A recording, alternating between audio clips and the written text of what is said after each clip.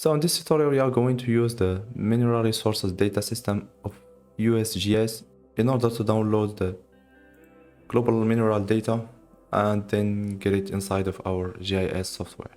Welcome to GeoCarto, a channel dedicated to GIS, cartography and geoscience. So subscribe if you want to get more tutorials. So to get the mineral resources data, we are going to use the United States Geological Survey, USGS. More particularly, we are going to use this website. So all what you need to do is just to go on your browser and type USGS Resources Data System, or simply click on the link under the description below. So we will click on this first result. We will be redirected to this website. It's from here that we are going to download our data. So to introduce this Mineral Resources Data System is a collection of reports describing metallic and non-metallic mineral resources throughout the world. Included are deposit name, location, commodity, deposit description.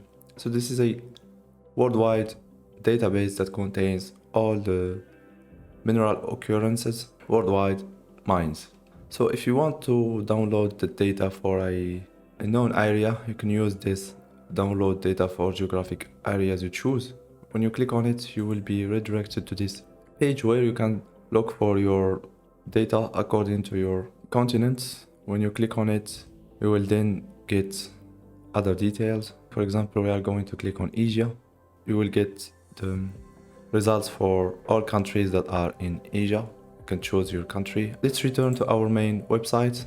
And from here now we are going to download all the worldwide data. So to do this, we have two options. We have the CSV format and we have also the shapefile format. For us, the shapefile format is more convenient, but we are going to download both of them. So to download the CSV file, just simply click on it. And to download the shapefile format, simply click on this. At the end of the download, you will get those two zip files of your data. The first one is for the CSV format. We will right click on it and then we will click on extract here. As you can see, this is the corresponding CSV file. We will double click on it in order to check our data. So inside of this CSV file, you will find the latitude and longitude of each mineral occurrence. You can get also the site name, country, state, and the type if it's a new occurrence or a producer, and a bunch of other information.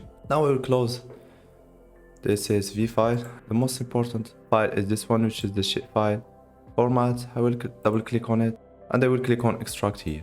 Click on yes. And now we are going to use any GIS software in order to read this shapefile. So for me, I'm going to use ArcGIS. You can use also QGIS, which is an open source GIS software. After opening ArcMap, I am going to add my shapefile. In order to do this, head over to this button, add data. Then navigate to your work folder and then click on this shapefile that we have just downloaded and then click on add. And there we go. As you can see, this is the worldwide mineral data collection of USGS. So let's go ahead and add a style for this shapefile. To do this, right click on your shapefile, go to properties, then go to symbology and then click on import. Click on this small button and we are going to navigate to our work folder and we will click on this layer file. Click on add and then click on OK. It will apply automatically the styling using this layer file. Click on OK. And now you can see that we have three categories: occurrence, prospect, and unknown. So we can, for example, change the symbology for occurrence. Let's put it, for example, using this one. Change the size to 10. Click on OK. For the prospect, we are going to put the same symbology but using other color. Go with 10, then OK. And let's let unknown with white color. Click on apply and then OK.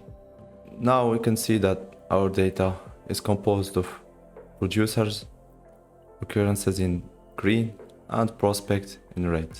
You can add a base map in order to locate your data. To do this, click on this small button next to add data and then click on add base map.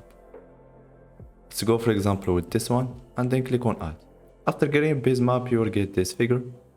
Now you can zoom into any place on Earth and get the mineral data of it.